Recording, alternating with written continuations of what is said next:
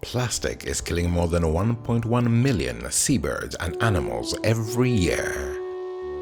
More than half of plastic waste is openly dumped, and the trajectories of plastic waste growth will have vast implications on animal life, the environment, health, and prosperity, thus requiring urgent action.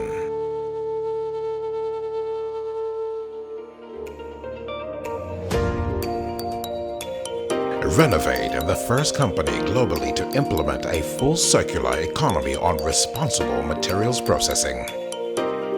Locals are engaged into collection of plastic scraps as a means of generating an income, which also serves as an act of environmental conservation.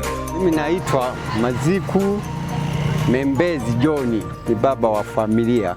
Nasomesha watoto na ninasomesha kupitia hii kazi.